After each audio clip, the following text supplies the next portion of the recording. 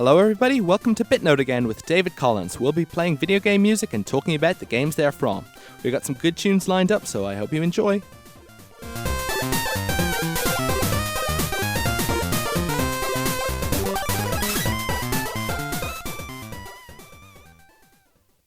Alright, to start things off, how does everyone feel about Jurassic Park? I won't be playing any John Williams music, unfortunately. Some awesome stuff there, obviously. But I'll just play this from the one of the classic games based on Jurassic Park.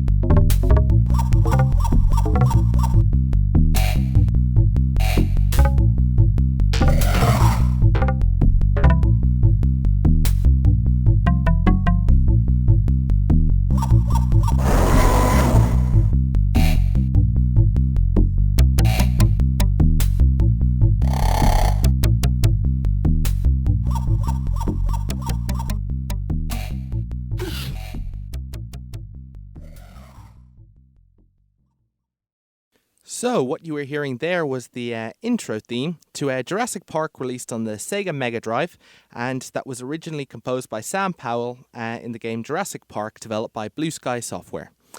Now, Jurassic Park has had a swath of video games since it was released in 1992, of course, classic Spielberg dinosaur film.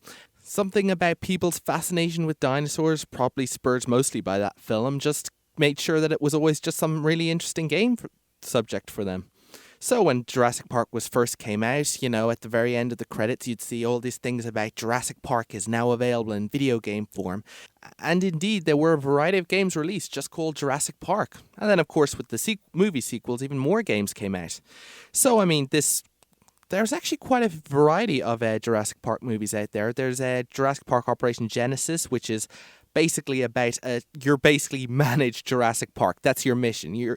It's basically a theme park management simulation and building up simulation where you have to actually create and establish and make your own Jurassic Park and make sure it's really, really popular and everything. And then, of course, there was the rather infamous game, Jurassic Park Trespasser. This was when 3D technology and physics were coming into their own. And this was actually involved Steven Spielberg involved with it himself. I mean, most of the other games, no one involved. Spielberg involved himself in Trespasser. It had this whole innovative mechanics about how there'd be real physics. And it was said by many to be one of the worst games of that year. But you know, that's just how it happens in the industry. There's always people who are very cruel. I'll have to say I haven't really played either of those video games, so I can't give the best verdict on them. The other game I also haven't played is the most recent Jurassic Park game, which was made by Telltale Games, which is basically set around the same sort of timeline as the first movie, and is sort of like a choose-your-own-adventure sort of thing, where you've basically got all these scenes going on, and there's this great compelling story or so I've heard, but I haven't really played.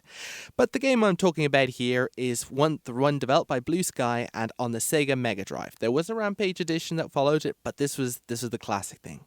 Essentially, you basically were Dr. Grant, and you were on the island when lightning bolt struck, the dinosaurs got free and you had to escape the island. Or you were the raptor who was sick of captivity on the island and wanted to escape and unleash your havoc in the world around you, or become an accountant or something. That's the great thing about the game. Right from the start, you're given the option. Did you want to play as a human being called Grant with a blue shirt and a white cap, or did you want to play as a raptor? As you can see, they're both... Some people say that a video game is just a good video game is a series of interesting choices. Under that definition, I think Jurassic Park gets off to a brilliant start. When you're Grant, you jump around, you climb, you grab stuff, you shoot a variety of weaponry, everything from electro-stun tranquilizer guns to high-powered rockets. Only when you get the level, it's not all completely gunning. You've got to jump your way through the facility, around things. One of its fun levels is the raft sequence, where you have to get into the raft and you move it down river, and you have to jump across chasms and stuff. And It's just a good fun adventure. I mean, it's just, and it's pretty cool. Meanwhile, as the raptor, you can move very fast. You can jump incredibly high. You can make a running jump that will suddenly pelt you across the screen and attack whatever in your way. You can kick, jump, and then you can eat small little dinosaurs just for sustenance. So it's a pretty cool game. So while the first Dr. Grant is just more is fun in its own sense, they've both got their own sense. They're both fun in their own way. So they both make their way through different variants of mostly the same levels. The Raptor levels is missing a few. And finally, they have to travel through the jungle and all these facilities until they finally make it to the visitor center. And that's where they'll either get the helicopter to safety or essentially hide in a crate and assume that the Teamsters won't notice that you've got a Raptor eyes and Raptor claws are poking out of a small crack in the box. And so they'll ship you off. Speaking of the visitor center...